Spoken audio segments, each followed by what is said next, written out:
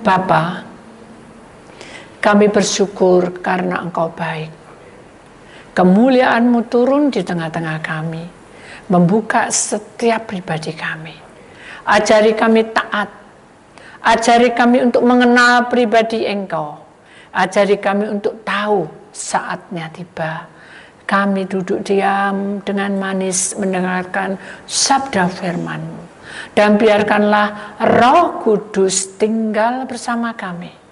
Dan Engkau akan membuka tingkap-tingkap langit-Mu, memberikan cahaya kemuliaan kepada kami. Urapi kami dan perlengkapi kami sebagai alat-Mu, sehingga kami bisa berjalan seperti apa yang Kau mau. Tuhan, bentengi tempat ini, bentengi tubuh roh jiwa kami, bentengi pikiran kami, bentengi hati kami, sehingga kami bisa dan duduk diam mendengarkan sabda firman-Mu. Berpesanlah Engkau dan urapilah lidah bibir hamba-Mu di dalam nama Tuhan Yesus Kristus, Putra Allah yang tunggal, yang percaya kita sama-sama berkata amin. Puji nama Tuhan, silakan duduk kembali. Shalom. Saudara terkasih di dalam Tuhan Yesus, hari ini adalah hari di mana kita mengetahui tentang apa yang dikatakan kesaksian. Saudara, orang yang dinamakan kesaksian itu, orang itu harus mempertanggungjawabkan hidup ini. Ya, kalau secara pribadi, saudara, mungkin kita menjadi saksi adalah dinamakan saksi hidup selama kita lahir di dunia sampai kita dipanggil oleh Tuhan. Kita memiliki saksi hidup di mana kehidupan kita ini akan dipertanggungjawabkan kepada Tuhan. Saudara, kesaksian tema hari ini mengenai tentang kesaksian, di mana kesaksian ini menerangkan dengan jelas sekali bahwa hidup kita yang tidak sempurna ini, kita harus bisa memahami arti dari panggilan itu, saudara. Ada satu firman Tuhan di sini dikatakan di dalam 1 Yohanes pasal 5 ayat yang ke-9, begini bunyi firman Tuhan. Kita menerima kesaksian manusia, tetapi kesaksian Allah lebih kuat. Sebab demikianlah kesaksian yang diberikan Allah tentang anaknya. Amin. Jadi, saudara, kita tahu bahwa hidup manusia di dunia ini tidak sempurna. Di dalam kitab Wahyu dikatakan, nanti pada akhir zaman, saudara, yang terdahulu akan menjadi yang akhir. Dan yang akhir akan menjadi terdahulu. Tapi kita harus percaya bahwa setiap pribadi harus mempertanggungjawabkan kepada Tuhan dengan kesaksian hidup yang kita punya ini. Seperti apa sih, Bu? Contohnya adalah ada satu firman Tuhan di sini. Saya akan mengambil kisah, saudara, di dalam firman Tuhan, di mana kalau kehidupan kita sebagai orang pilihan Allah, saudara, kita ini dilahirkan di dalam dunia. Prosesnya tidak sama antara si A dan si B. Bahkan suami istri pun tidak sama kelahirannya. Bahkan anak pun dari anak pertama sampai anak yang terakhir itu berbeda-beda. Walaupun mungkin kita di satu dokter atau di satu tempat, tetapi tetap aja jam dan tanggal kadang tidak sama. Atau ada juga yang sama. Tapi yang terpenting adalah dari dia lahir, dari hidup kita yang lahir, kita ini punya nafas kehidupan, dan nafas kehidupan itulah adalah kesaksian dalam hidup kita.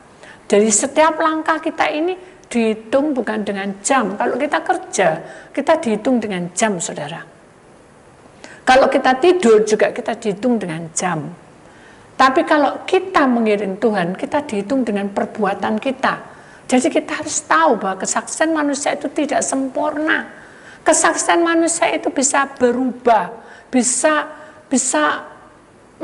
memberikan sesuatu yang membuat tidak masuk akal. Contoh aja, saudara, kalau kita masuk dalam firman Tuhan, kisahnya, saudara, saya perhatikan Petrus, itu kisah yang lama sekali, yang harus kita juga tahu bahwa Petrus itu adalah kesaksian hidup juga, kan? Setiap hari sepanjang hari bersama dengan gurunya, Yesus Kristus. Tapi begitu Tuhan Yesus diadili, apa yang terjadi? Dia malah apa? Menyangkal. Dia tidak percaya. Bukan, dia percaya bahwa Tuhan itu juru selamat.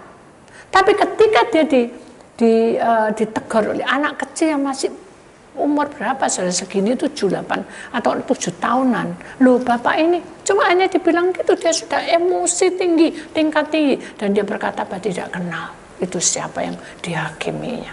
Itu adalah kesaksian.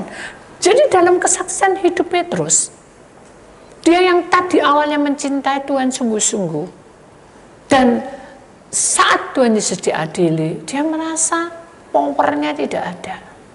Nah, itu menandakan bahwa kesaksian hidup Petrus itu memakai logika, memakai kekuatan manusia. Sehingga dia merasa bahwa wis tidak ada Tuhan lagi, berarti aku ya kembali menjaring ikan lagi. Tuhan sudah ditangkap, berarti sudah selesai ceritanya. Padahal tidak seperti itu. Kenapa? Karena Allah sudah berfirman. Ini kesaksian dari Allah. Kesaksian yang dari Allah itu adalah kekal dan abadi. Dan kesaksian itu adalah kenyataan hidup, di mana dia akan menurunkan anaknya yang tunggal bernama Yesus Kristus, dan dia akan lahir di Bethlehem, dan kemudian dia akan mati di kayu salib, dan dia akan bangkit setelah 3 hari. Itu adalah firman, kesaksian hidup Yesus Kristus selama tinggal di dunia. Tetapi di dalam kehidupan manusia tidak menunjukkan kesaksian yang kekal, kesaksian yang hanya sementara. Kita mut-mutan, ya. Kita ini sepertinya kita melunjak tinggi karena Tuhan lagi memberkati. Kita melunjak tinggi karena Tuhan memberi kebahagiaan. Kita melunjak tinggi mencintai Tuhan karena semuanya rasanya bahagia. Kita melunjak tinggi karena kita merasa bahwa kita mendapat pacar, mungkin yang muda, kita mendapat pekerjaan, itu enjoy aja, bagus. Tapi begitu masalah bertubi-tubi datang, dia sudah mulai apa? Kendor. Seperti Petrus. Jadi dalam kehidupan sehari-hari itulah yang harus kita jadikan saksi. Apakah kamu saksi Kristus yang benar? Kalau kita menjadi saksi Kristus yang benar, berarti kita harus menunjukkan, bukan kita pamer, tapi menunjukkan kesetiaan kita kepada Tuhan sampai akhir hidup kita, bahwa kita tidak pernah berubah untuk mencintai Tuhan. Kenapa? Karena jelas sekali terang itu dari awal mula. Saya suka sekali itu bagaimana Allah menciptakan dunia. Dari awal mula dunia ini kacau balau, air, lempung, tanah yang enggak karuan, kerikil, batu besar, semuanya kacau sudah. Tapi Tuhan memberikan pemisah sendiri. Jadilah terang, ya. Jadilah awan. Jadi itu firman, kesaksian yang memberi dampak dalam hidup manusia itu bahwa Tuhan itu dahsyat, Allah kita itu dahsyat. Itu adalah kesaksian. Demikian juga pada saat kita duduk dan kita melihat ada bayi yang kecil yang nafasnya tinggal sejengkal. Kita bersyukur sekarang kita sudah menginjak umur, rambut kita sudah mulai tua. Kita bersyukur, kenapa? Karena kita punya anak baik-baik. Itu kesaksian hidup. Seharusnya kita harus membayar kesaksian itu dengan pengabdian. Tetapi kan Tuhan bilang, nah beda, kamu tidak bisa menuntut seperti itu. Kenapa saya bilang gitu? Karena apa? Karena Tuhan berkata, Nubi, lempengan bumi ini bergerak ke segala arah. Sampai suatu saat nanti tiba waktunya, maka lempengan bumi ini 3/4 ya, kan kacau balau. 1/4 akan diseret. Itu akan terjadi. Nah, akhirnya saya bilang, Tuhan, karena kita sering berdoa, saudara, dengan doa itu, ini dengarkan baik-baik. Dengan doa itu saudara punya hikmat dari Tuhan. Bukan membayangkan, saudara. Kita paham ya, saudara. Saudara kalau berdoa itu tidak usah bayang yang aneh-aneh. Saudara hanya tutup mata, berserah dan bicara dengan Tuhan tuh ngomong gitu, saudara. Jadi tidak ada yang aneh-aneh. Oh nanti Tuhan datang, jubahnya putih, tidak ada. Semuanya itu harus dibuang dan kita hanya menyembah, memuji Tuhan. Cuma itu aja. Nanti Tuhan hadir dan Dia akan mengubah hidup kita. Jadi pada waktu itu saya juga gitu merasakan Tuhan itu dekat. Dan saya bilang sama Tuhan, ya apa sih di pucuk gunung itu? Tidak ada orang di sana, tidak ada orang pengkhotbah atau pendeta datang ke sana. No, bedesena. Aduh, kesaksianku adalah hidup. Jadi bukan kamu yang mengaturnya, aku yang mengaturnya. dan tidak ada barang mustahil di hadapanku. Aku akan mengirim apa saja. Loh, itu saudara. Terus saya bingung mengirim apa ya? Ingat loh, ada seorang nabi yang dikirim karena kelaparan dengan burung gagak. Oh iya ya. Ada satu hutan yang sangat pekat dan angker sekali.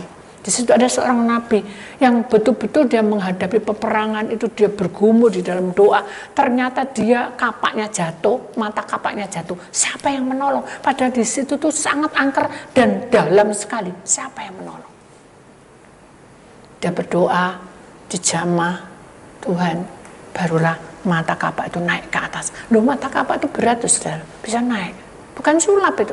Itu kesaksian hidup. Bahwa dimanapun kita berada, Tuhan itu punya kesaksian dalam hidup kita. Sekarang tinggal bagaimana kita mengelolanya. Bagaimana kita itu percaya kepadanya. Bagaimana kita itu meyakini hal itu. Kenapa? Karena tidak sama, saudara.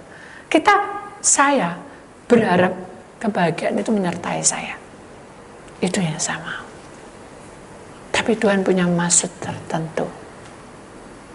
Sehingga adik saya dipanggil oleh Tuhan. Adik yang saya cintai, saudara. Yang jarang sekali ketemu. Karena orang zaman dulu kan suka dikuepang, diberikan pada saudara mama. Baru ketemu tidak ada. Secara logika, itu menyakitkan. Tapi saya harus menerima kesaksian itu. Sampai detik ini juga kita harus mensyukuri bahwa adik saya sudah tumbuh besar dan bertemu dengan besar. Sempat bicara, sempat curhat. Itu ada satu kesaksian. Nah, sekarang tinggal bagaimana kita mengelola kesaksian itu. Kalau kita mengelola kesaksian itu, wah enggak adil Tuhan tuh. Masa baru ketemu udah diambil. Itu berarti kita menjadi pemberontak.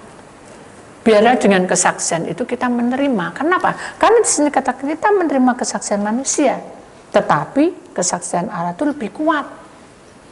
Kita tidak bisa mengandalkan manusia itu, tapi kita tahu bahwa kesaksian Allah itu sangat dahsyat dan dia punya cara untuk mengubah hidup manusia. Kita tidak punya cara, saudara. Kita mendoakan bisa ada kesembuhan. Kita mendoakan bisa ada pertolongan. Lewat berdoa, lewat pengurapan, lewat apapun pelepasan, itu Tuhan bisa tolong. Tapi untuk kesaksian hidup itu bukan saya, tapi saudara sendiri yang melakukannya. Apakah saudara punya kesaksian hidup bersama Tuhan? Nah, ini yang penting. Kenapa? Karena terang kerajaan surga itu terang benderang. Dan ketika kita tidak punya kesaksian terang itu, kita akan menjadi gelap dan kelam. Atau mungkin kita menjadi suam-suam kuku. Di dalam firman Tuhan katakan, ketika kamu menjadi suam-suam kuku, aku tidak kenal kamu. Walaupun kamu tuh berapa banyak yang kamu tolong. Walaupun kamu berapa banyak kamu berbuat baik. Kamu merasa tidak melanggar apapun, tapi kelam. Hidupmu kelam. Tidak ada satu hubungan dengan aku. Kamu tidak punya kesaksian hidup dengan aku. Maka aku tidak mengenal kamu. Nah, ini saudara. Jadi marilah kita menjadi belajar dewasa untuk punya terang itu bagaimana. Kita mendidik diri kita. Mungkin kita awalnya tidak enak, saudara. Kenapa? Begitu kita melihat adik saya meninggal, rasa hati itu kacau, saudara. Sakit, perih, tidak akan nangis, pokoknya campur aduk, saudara. Kalau saya terus masuk di dalam kekelaman itu, saudara, saya tidak punya saksi Kristus. Katanya anak Tuhan, kok jadi kayak gitu ketakutan? Katanya anak Tuhan, kenapa kok sampai kayak gitu? Ada lagi kata, oh mungkin dikutuk, jadi adiknya meninggal. Lah itu saudara. Jadi kesaksian yang tidak benar dari manusia, itu tidak menjamin kesaksian itu membawa kebaikan. Jadi kita hanya memilah-milah, kalau itu menjadi kesaksian hidup. Hendaknya kita lebih lagi punya terang dari kesaksian orang itu. Jadi jangan kita hanya melihat mujizat. Makanya Tuhan berkata, kamu mengikut aku karena apa? Ditolong? Atau karena kamu pengen tahu mujizat? Kalau kamu mencintai aku, serahno semua tubuh jiwamu. Paulus berkata, Tuhan, enggak apa-apa, aku ada sakit di dalam tubuh, tapi aku mau melayani engkau. Aku sukacita melayani engkau. Nah, ini jadi ada satu perbedaan. Kesaksian Paulus ini juga kita harus belajar. Paulus ini tidak pernah Tidak pernah jadi orang sehat, saudara. Selalu sakit-sakitan. Tapi jiwanya besar sekali. Sehingga dia tidak pernah mengeluh dan dia selalu menjadi saksi terang itu, sehingga dia memenangkan banyak jiwa.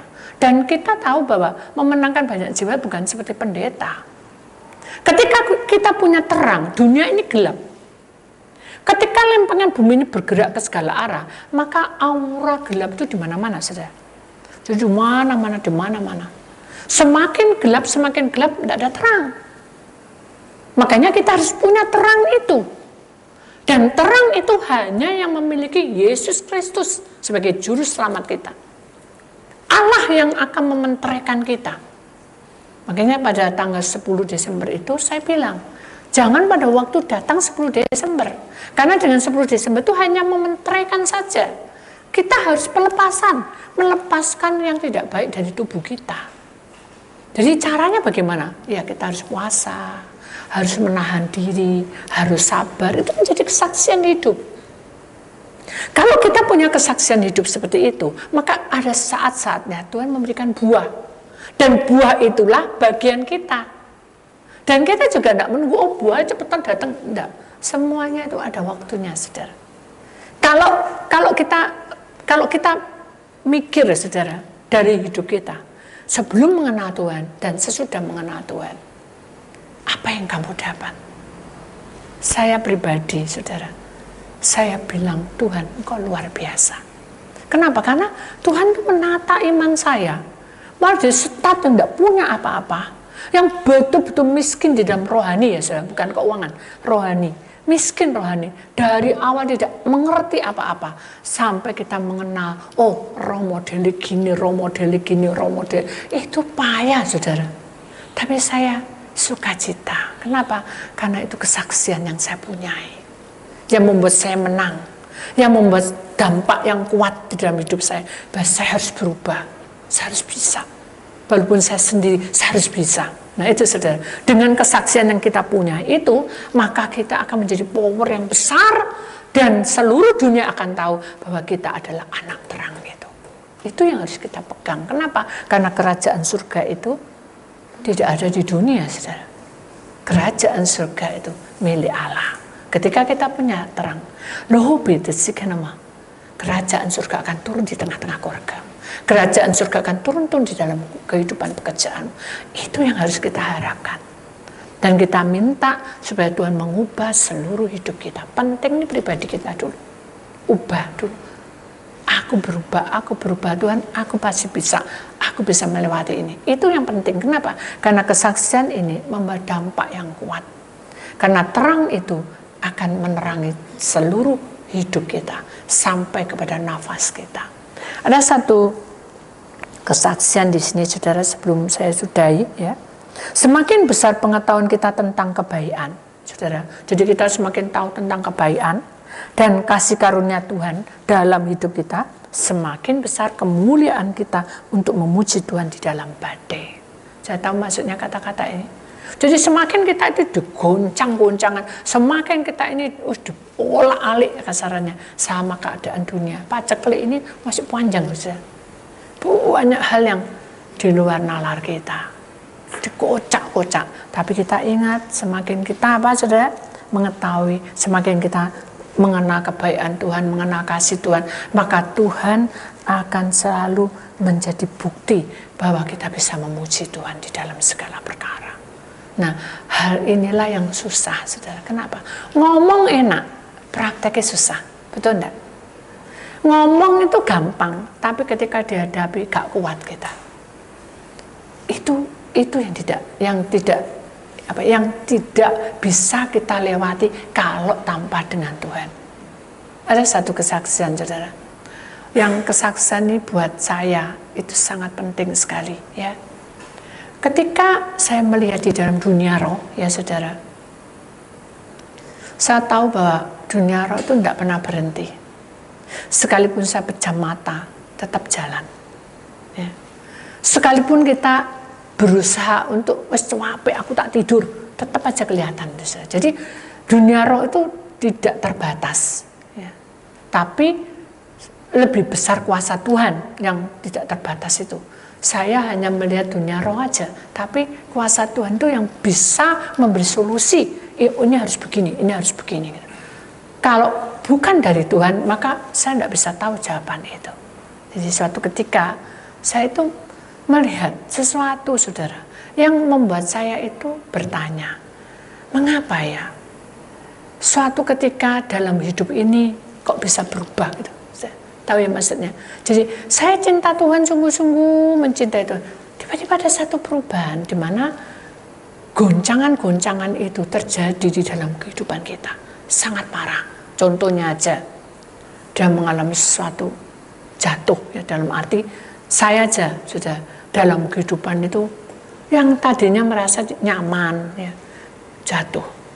jatuh keekonomian, jatuh martabat, jatuh segala-galanya, itu tidak enak, saudara. Orang yang tidak punya apa-apa, hukum dunia itu, saudara, pasti mendapat penghinaan. Ya. Tapi saya tidak peduli. Saya kuat, saudara. Jadi saya belajar untuk menahan itu, gitu. Ya wis mengalir aja. Ya apa memang aku kayak gini, saya terima. Suatu hari, ya, ketika saya berjalan, saudara, saya merasa bahwa pasar yang saya tempati, saya sudah hafal. Tapi itu muter ya gitu, saudara. Terus muter. Saya tidak tahu apa gitu, saya tidak berbuat. Mau beli juga, beli apa? Jadi kayak orang nggak sadar, saudara. Terus muter. Akhirnya saya tinggal berhenti di depan. Itu ada toilet, saudara. Toilet itu separuh bangunan, separuh lama, separuh bangunan yang belum jadi. Saya juga tidak mau kencing, maaf saudara, tidak mau ke sana. Memang saya juga tidak ke sana. Tapi kenapa kok saya diberhentikan di sini? Hanya saya diam aja. Ya sudah, kalau mungkin Tuhan izinkan, kan saya sudah awal saya berdoa. Berarti saya diizinkan Tuhan di sini. Saya tahu Tuhan pasti punya maksud. Hanya saya berjalan pelan-pelan, bukan mendekati toilet itu sebetulnya. Saya itu pelan-pelan menuju ke sana, tujuannya biar agak jauh. Jadi kalau menggok gini kan cepat sana. Jadi saya agak jauh, saya serong ke sana, baru ke sana. Begitu saya serong ke sana, dekat dengan toilet itu, saya merasa ada sosok orang yang keluar. Ya. Ibu-ibu gitu. Tapi saya merasa itu bukan manusia. Akhirnya saya merasa nggak nyaman. Kok nggak enak di hati? Bukan saya diikuti, saya berdoa. Saya berjalan itu berdoa, Tuhan, apa yang kau mau? Saya tidak tahu kesaksian hidup Tuhan di dalam hidup saya itu seperti apa, saya tidak tahu. Tapi saya percaya bahwa saya ini milikmu. Jadikan saya saksi hidupmu. Sungguh saudara, tidak lama kemudian di sebelah itu ada baku lempeng. Baku lempeng itu cerita-cerita. Kamu tahu ya, ojo sekali-kali kamu ada di toilet itu. Kalau kamu sampai ketemu barang saya tidak benar, kamu tidak akan bertemu lagi dengan manusia. Loh, berarti saya tadi itu ketemu roh itu tadi berarti lah saya tidak ketemu sama manusia. Itu logika saya. Tapi saya dalam hati bilang, Tuhan, kalau Tuhan izinkan saya menjadi saksimu, maka saya tahu terang itu akan lebih kuat daripada orang itu atau roh itu. Akhirnya saya diam. Saya beli lempeng. Setelah itu uang itu tiba-tiba jatuh, jadi saya kasih itu jatuh, saya kasih lagi jatuh. Saat saya jatuh, saudara, saya ngambil, saya melihat ada satu bungkusan putih itu, saudara. Terus saya juga nggak enak, auranya tuh kayak aura bau kematian. Akhirnya saya bilang gini, ibu itu apa barang ibu kah? Mana? Ini loh bu. Dia saya ngomong Jawa, mana sih, mana? Gak ada. Tetapi saya kelihatan di situ. Akhirnya saya gini, Tuhan, saya tidak tahu ini bungkusan apa, tapi saya serahkan semua sama Tuhan. Tuhan jadikan saya saksimu, karena saya milikmu. Enggak, kita tidak bersembarangan saudara untuk mendoakan. Jadi saya lewat. Begitu saya lewat, kembali lagi ke lempeng lagi, saudara. Dan kelihatan itu juga, sangat kelihatan. Akhirnya saya gini, Tuhan, apa yang kau mau?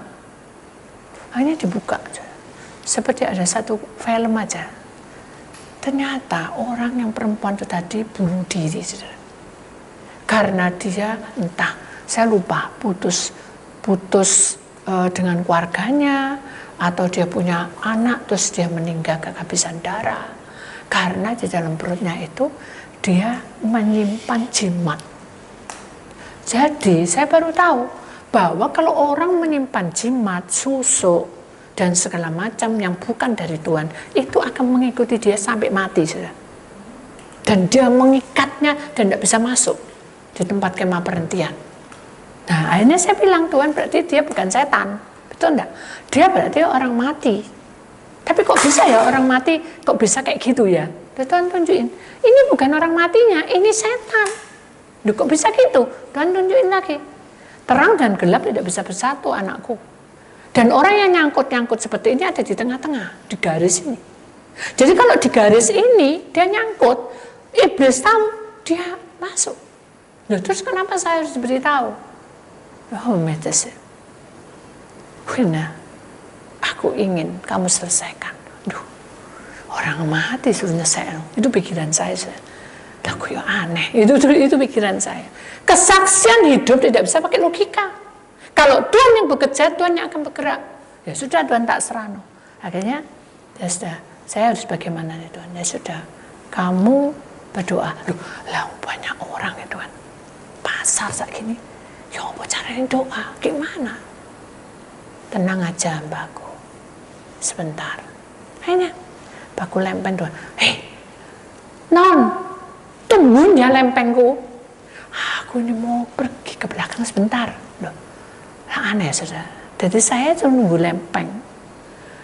Saya nunggu lempeng, dia ke belakang. Akhirnya saya bilang, loh, terus nanti kalau ada orang beli gimana Bu? Bilang aja orangnya pergi. Loh, kok harus saya yang nunggu gitu loh. Langsung Tuhan negur, loh, kamu tadi kan minta waktu toh, supaya kamu bisa berdoa, membuang jimat itu. Iya Tuhan. Ya sudah, laku no. Nah, udah. Tuhan, ayo laku tuh. Enggak. Kamu percaya enggak? Ya saya percaya. Ya sudah. Jadi Tuhan tuh ingin tahu, kamu percaya enggak? Nikodemus enggak percaya. Ya sudah, lalu. Karena percaya, dia bertindak. Allah bertindak. Kalau saudara percaya dengan hidup, saudara menjadi saksi hidup, menjadi terang. Saudara percaya, Tuhan akan bertindak. Tapi kalau saudara ogah-ogahan, asal-asalan sebentar baik, sebentar tidak baik, tidak bisa saudara. Kesaksian itu tidak akan bisa masuk. Akhirnya saya berdoa. Tuhan, saya tidak bisa gini saudara, tapi saya gini. Tuhan tak serang. Jadi saya lihat jimat itu saya. Dengan darah Tuhan, muter-muter, kayak gitu. Waduh, ini masuk di lempeng acur ini. Kayak api. Tapi Tuhan kan sudah bekerja. Ketika kita punya kesaksian hidup bersama Tuhan, Tuhan akan ikut campur tangan, saudara. Dia tidak akan bisa masuk ke lempeng atau masuk ke saya. Sudah putar. Akhirnya hilang. Duar gitu, kayak seperti meledak. Tapi tidak ada orang yang, tak lihat orang-orang yang biasa aja. Saya tuh yang mendengar. Begitu biar, saya melihat tangga 7, saudara. Nah, tangga 7 ini saya bingung. Loh, ini tempat apa Tuhan? Kok ada ondoe tangga ini? Sudah, diam aja, lihat aja. Oh iya, sudah, saya bilang, ya sudah, tak serang. Ada roh. Ada malaikat dan ada satu roh. Roh itu tidak tampak, gimana. Pokoknya malaikat itu bilang, percayakah kamu bahwa Yesus sebagai juru selamat akan menyelamatkan kamu? Saya tidak dengar iya apa enggak, tapi langsung malaikat itu membasuh kakinya. Membasuh dia ke bawah, dan saya percaya itu membasuh. Begitu selesai, saya melihat kakinya terang. Tadi saya tidak kelihatan kakinya, tapi bawah itu terang benderang. Akhirnya dia naik tangga 1, tangga 2, tangga 3, tangga 4, tangga 5, tangga 6, tangga 7. Hosana, anak manusia masuk kemah perhentian. Selama-lamanya, plus sudah hilang. Sudah tidak ada cerita nih kan. Sudah ada cerita. Sudah besoknya saya pergi ke lempeng, 1 bulan pergi ke lempeng. Saya dengar dari orang tetangga saya, pasare saiki rejo. Loh kenapa? Gak ono setan, gak ono kuntilanak.